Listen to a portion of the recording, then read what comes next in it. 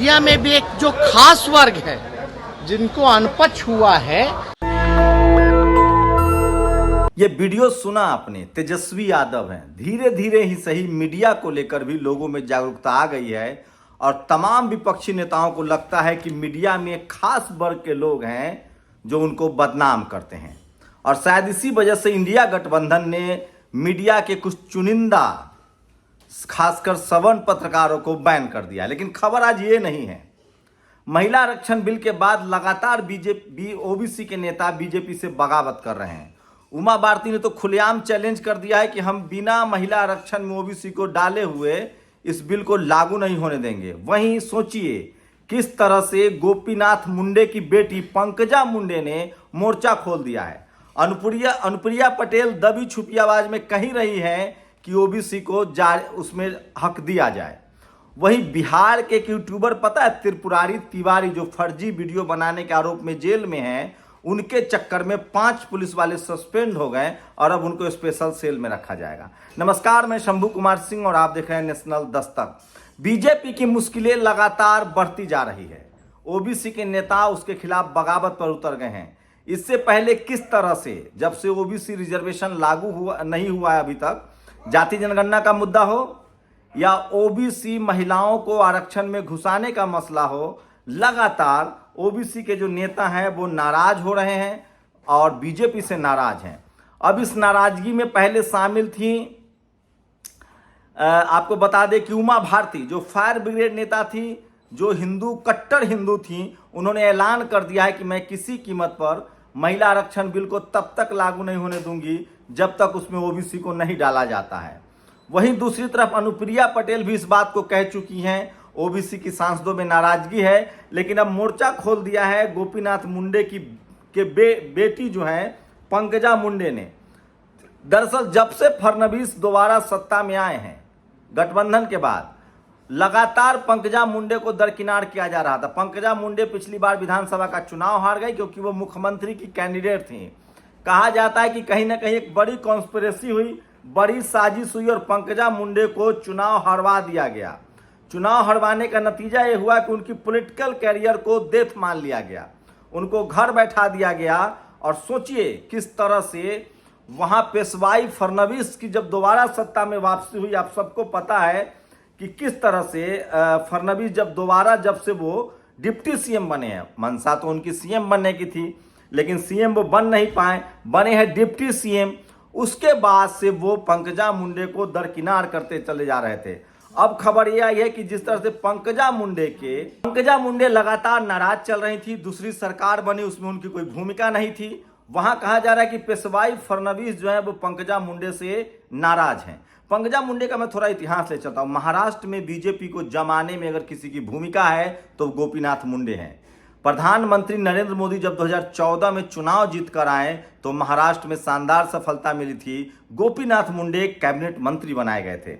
एक हादसे में कहा जा रहा है कि उनकी मौत हो गई, लेकिन आज तक साफ नहीं हुआ कि वो हादसा था या वो कोई एक्सीडेंट था या कोई प्लानिंग थी।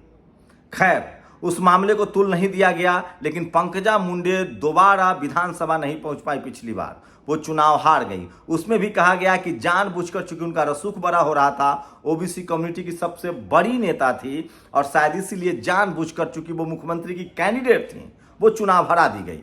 ठीक इसी तरह के खेल हुआ था यूपी में। सोचिए केशव मौर्य चुनाव हार गए थे, जो कि सीएम के कैंडिडेट के लिए वो लगातार लॉबी कर रहे थे। पहले बीजेपी के अध्यक्ष थे, जब बीजेपी बहुमत में आई, केशव प्रसाद मौर्य जीते तो उनको डिप्टी सीएम बना दिया गया। दूसरी बार वो चुनाव ही हार गए। खैर, वो बाद में बीजेपी ने डैमेज कंट्रोल के लिए उनको फिर से डिप्टी सीएम बनाया। लेकिन सोचिए पंकजा मुंडे के साथ भी वही हो रहा है जो आए दिन होता रहता है। 19 करोड़ रुपए का उनको नोटिस थमा दिया गया है जीएसटी का। पिछले 10 साल से उनका चीनी मिल घाटे में चल रहा है और लगभग 19 करोड़ का उनके जो नोटिस थमा दिया गया जीएसटी का, वहां की सरकार का कहना है कि तो रूटीन वर्क है। लेकिन नाना पटोले ने मोर्चा खोल दिया। वो भी कांग्रेस के अध्यक्ष, उन्होंने कहा है कि पंकजा मुंडे को जानबूझकर टारगेट किया जा रहा है। तो समझिए किस तरह से जो ओबीसी के नेता है वो बैकफुट उनकी पार्टी को छोड़ रहे हैं। मध्य प्रदेश में इसी तरह के हालात हुए हैं। प्रहलाद पटेल ओबीसी कम्युनिटी से आते हैं, गणेश सिंह ओबीसी कम्युनिटी से आते हैं। इन दोनों को, गणेश सिंह को तो पहले ही कैबिनेट मिनिस्टर नहीं बनाया गया, गणेश सिंह वो एमपी हैं जिन्होंने चिट्ठियां लिख डाली थी तमाम ओबीसी के नेताओं को कि भैया ओबीसी को बांटने की जो 2 क्रीमी लेयर लाने की जो कोशिश है वो तो चल ही गया, ओबीसी को जो 2 टुकड़ों में बांटना है वो ठीक नहीं है।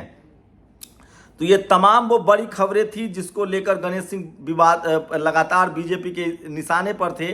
अब जो 7 सांसदों को विधानसभा चुनाव लड़ना है उसमें प्रहलाद पटेल भी हैं और उसके बाद उसमें गणेश सिंह भी हैं, एक रीति पाठक भी हैं, एक तोमर भी है।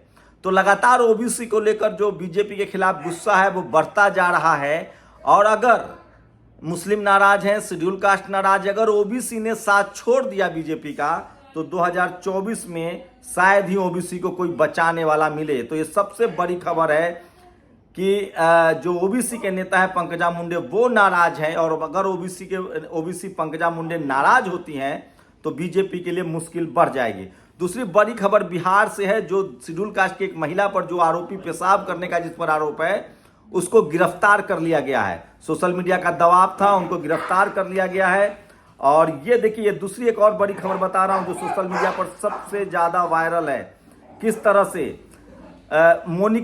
मेनका गांधी हैं, जानवरों के लिए काम करती हैं, बड़ी नेता हैं, कैबिनेट मिनिस्टर है, उन्होंने इस्कॉन को लेकर बड़ा खुलासा किया है कि ये धर्म के नाम पर पैसा बना रहे हैं, गाय की इन्होंने सुरक्षा ये लोग नहीं करते हैं और मोटा पैसा बदलते हैं। तो इस्कॉन पर मेनका गांधी ने सीधे सीधे बड़ा आरोप लगाया। तो सोचिए धर्म की आड़ में ये लोग किस तरह का धंधा करते हैं। खुद एक कैबिनेट मिनिस्टर है मेनका गांधी, वो कह रहे हैं इस्कॉन पर उन्होंने गंभीर आरोप लगाए। ये मनीष कश्यप है, पेशी के दौरान इन्होंने तेजस्वी यादव के खिलाफ बहुत सारी बातें कही थी, चारा चोर का बेटा कहा था। इसके बाद 5 पुलिस वाले को सस्पेंड कर दिया गया है और इनको स्पेशल सेल में डाल दिया जाएगा। तो सोचिए इस देश में जाति वो हनक है कि आप आरोपी हैं उसके बाद भी आपकी हनक नहीं जाती है। और अब आते हैं उस बयान पर जो बयान दिया है आरएसएस प्रमुख मोहन भागवत ने। इसी को कहते हैं अब उनके समर्थक क्या करेंगे, आरएसएस समर्थक क्या करेंगे, हिंदू मुस्लिम की राजनीति वाले क्या करेंगे। मोहन भागवत ने कहा है कि हमें गिरजाघर भी जाना चाहिए और मस्जिद भी जाना चाहिए, मुसलमान भी हमारे ही हैं, ये देश जितना हमारा है उतना उनका है। समझ में नहीं आता है कि पहली बात तो मोहन भागवत सर्टिफिकेट देने वाले होते कौन हैं, क्या है वो। आरएसएस एक अनरजिस्टर्ड संगठन है, उनको कैसे एसपीजी की सुरक्षा मिली हुई है। देश को लगातार वो नसीहत देते रहते हैं। तो मैं इस देश के तमाम एससी एसटी ओबीसी और बहुजनों से अपील करता हूं कि आरएसएस की तरह बोलना शुरू कीजिए और बोलिए, तब जाकर आपको हक अधिकार मिलेगा। तो ये तमाम बड़ी खबरें थी और सबसे ज्यादा जो बड़ी खबर है पंकजा मुंडे की नाराजगी से साफ है कि बीजेपी से ओबीसी लगातार नाराज हो रहा है। तो उमा भारती ने मोर्चा खोल दिया है। उसके बाद आपको बता दें कि अनुप्रिया पटेल नाराज हैं और अब पंकजा मुंडे ने जिस तरह से मोर्चा खोला है उससे साफ है कि बीजेपी को 2024 में मुश्किल का सामना करना पड़ेगा। वहीं कांग्रेस ने ओबीसी के आरक्षण को लेकर और जाति जनगणना को लेकर अपनी राजनीति तेज कर दी है। तो 2 चीजें हो रही है, बीजेपी से ओबीसी नाराज है, कांग्रेस लगातार ओबीसी को लेकर एग्रेसिव तरीके से पॉलिटिकल फील्ड में बैटिंग कर रही है। आपको क्या लगता है 2024 में ओबीसी किसके साथ जाएगा? ये सबसे बड़ा सवाल है जो ओबीसी को, जो बीजेपी को परेशान किए हुए है। और शायद इसी का नतीजा है कि मध्य प्रदेश में वो 7 सांसद जिसमें 2 कैबिनेट मिनिस्टर हैं उनको एमएलए का चुनाव लड़ा रहे हैं। आपकी प्रतिक्रिया बहुत जरूरी है। शुक्रिया। नेशनल दस्तक की आपसे गुजारिश है कि अगर इसको बचाना चाहते हैं तो नेशनल दस्तक को सब्सक्राइब करने के लिए रेड कलर के सब्सक्राइब बटन को दबाएं, फिर बेल आइकन की घंटी दबाएं। नेशनल दस्तक को बचाने के लिए बहुत जरूरी है कि हर खबर को शेयर करें, लाइक करें, कमेंट जरूर करें।